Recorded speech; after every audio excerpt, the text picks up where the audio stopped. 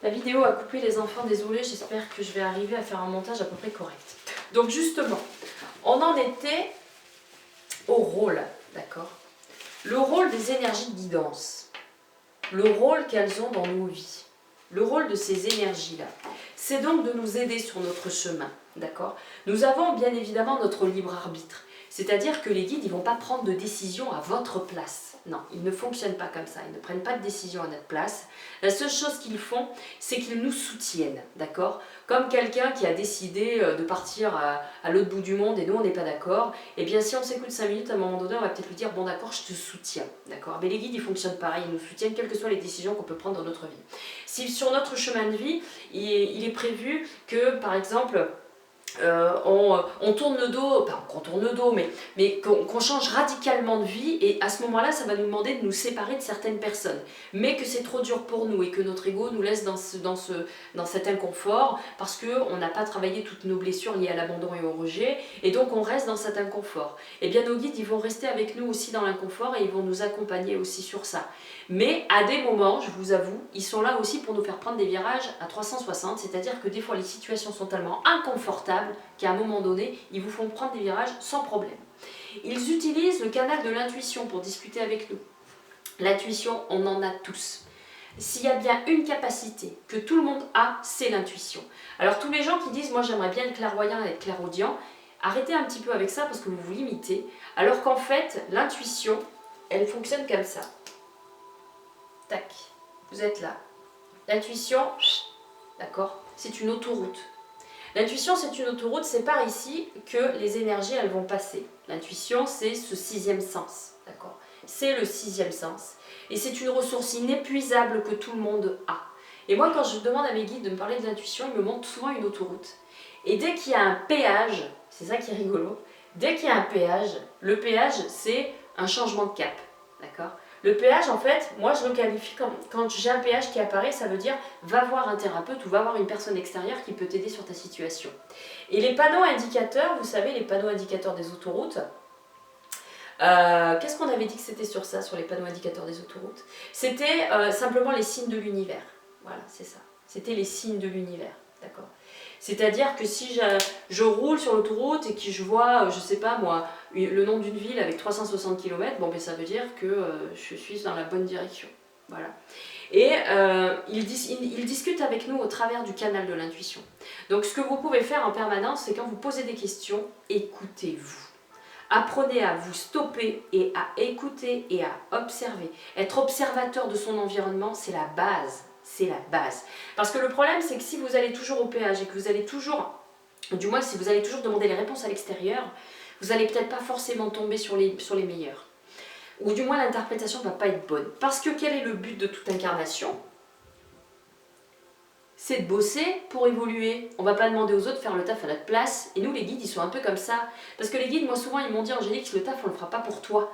Donc, ou tu t'y mets et c'est ok, on sera là pour t'aider. Mais si tu t'y mets pas, ah ben désolé, si tu te mets en pilote automatique et t'attends que les autres te servent le verre, ça va pas le faire. Donc ce qui se passe, c'est que les guides, ils nous amènent des ressources, ils nous amèneront des moyens de faire, mais pour ça, il faut être dans l'action. Il faut bosser, d'accord? Il faut travailler son ancrage, il faut travailler sa méditation. Si on veut ouvrir ses capacités extrasensorielles, ce n'est pas parce que vous allez aller voir un thérapeute qui va vous ouvrir tous les chakras que c'est réglé. Pas du tout. Au contraire, les guides, ils vont vous amener vers des thérapeutes qui vont vous mettre des briques, ils vont vous donner des briques, mais les murs, c'est à vous de les faire. Les escaliers d'ascension, c'est à vous de les faire, d'accord? On n'a pas rien sans rien, ok? Dans la vie, on n'a pas rien sans rien. Donc il faut bosser. Et donc le canal de l'intuition, c'est la ressource principale par laquelle les guides ils vont venir vous causer. Et l'intuition, ça marche comment? Vous savez, c'est quand vous êtes en bagnole et que votre GPS vous dit d'aller tout droit, alors qu'en fait la route qui est sur la gauche, vous savez très bien où elle mène. Elle va mener exactement à l'endroit où vous voulez, mais votre GPS vous dit de prendre tout droit. Et quand vous allez arriver à votre lieu de rendez-vous, vous allez voir le chemin plus haut et vous allez vous dire « Putain, j'en étais sûre ». Et ça, c'est votre intuition. Et l'intuition, ça se travaille. Alors ça, c'est pareil. Tout le monde ne fonctionne pas pareil avec son intuition. Il y en a, elle va être très développée et très innée. Il y en a, ils vont être obligés d'aller la chercher. Il y en a, ils vont être obligés de la bosser d'une manière. Ça, c'est pareil. On fonctionne tous différemment par rapport à ça. Moi, je sais que mon intuition, je me suis rendu compte, plus je travaillais mes chakras du bas, plus je travaillais mon ancrage, plus j'avais de connexion à la terre, plus ça s'ouvrait sur le ciel. C'est-à-dire que tout ce côté haut, du corps, c'est-à-dire les chakras supérieurs au-dessus du cœur, je les ai rarement travaillés. Je me suis toujours concentrée plus sur les chakras du bas, parce que c'était l'ancrage. Et si, alors l'ancrage on en a tous, ne me dites pas que vous n'avez pas d'ancrage, c'est pas vrai, sinon vous seriez en apesanteur.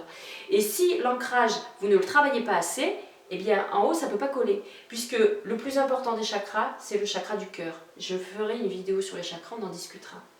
D'accord? Et ces énergies du haut et du bas se rejoignent au niveau du chakra du cœur. D'accord? Donc, concentrez-vous essentiellement sur vos chakras du bas, sur vos racines. D'accord? Évitez de vous brancher sur la conscience de masse et d'écouter un petit peu trop les avis des uns des autres parce que vous allez être perdu. Parce que très souvent, on a tous un grand manque de confiance en nous. Ça, c'est tout le monde, j'ai l'impression. Et plus vous allez travailler votre ouverture de conscience, plus vous allez être curieux, vous allez à la pêche aux informations, plus vos guides seront là pour vous emmener les informations dont vous avez besoin pour évoluer. Ça sera sous forme de livres, ça sera sous forme d'écriture inspirante, ça sera sous forme de films inspirants, ça sera sous forme de rencontres à haute vibration. Vous voyez?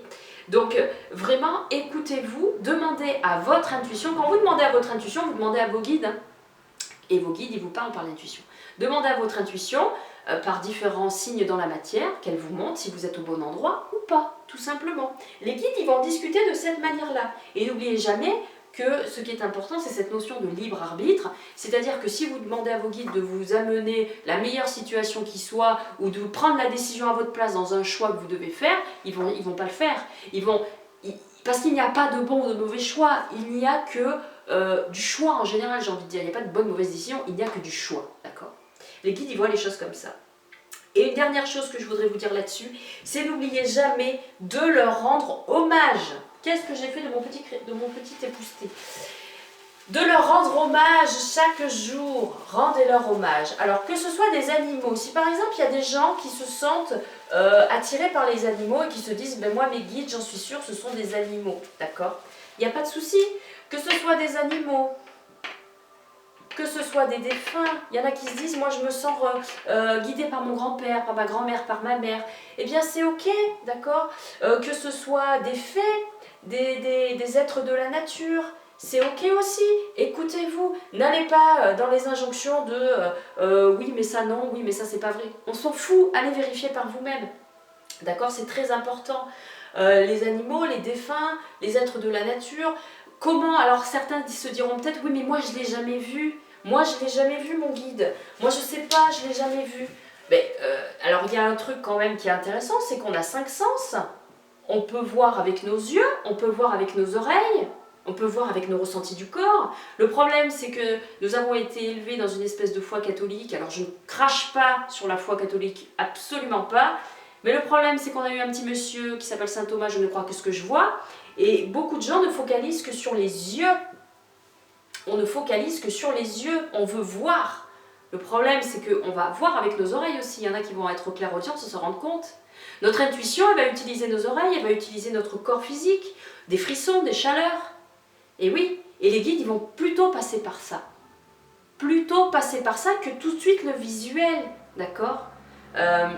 En plus, ce qui est extraordinaire, c'est que les signes, vous en avez tout le temps, mais vous ne les voyez pas. Et ça, c'est génial. Donc, ne focalisez pas là-dessus. Vous pouvez éventuellement faire de l'hypnose si vous voulez lâcher prise sur différentes croyances, d'accord? Ensuite, pour ceux qui n'arrivent pas à ressentir, à voir leur guide et patati et patata, il y a peut-être aussi des injonctions inconscientes dans votre famille qui disent que ça n'existe pas et que vous n'avez pas le droit. Ça peut être aussi ça, d'accord? Donc, demandez-leur, puisque vous ne voyez pas, mais demandez à vos guides qui vous envoient un signe dans la matière.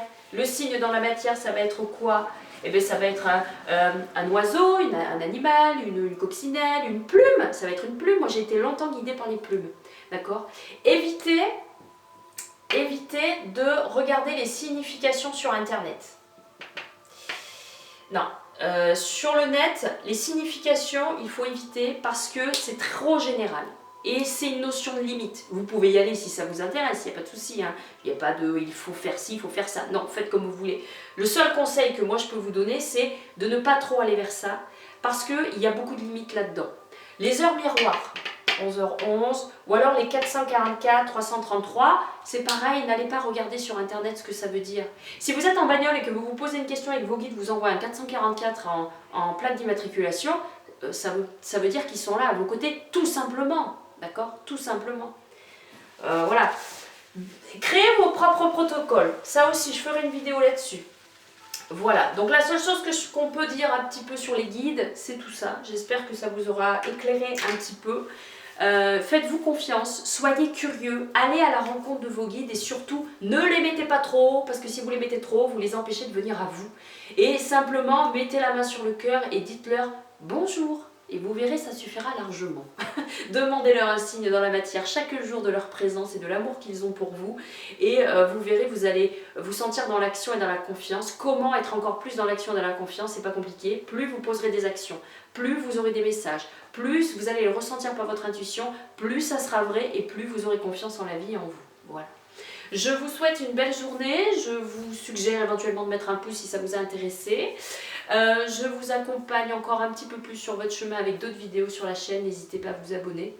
Si ça vous a plu, un petit pouce, c'est parfait. Mettez-moi en commentaire également vos expériences par rapport au guide. Et si vous avez des questions, n'hésitez pas à me les disposer en commentaire.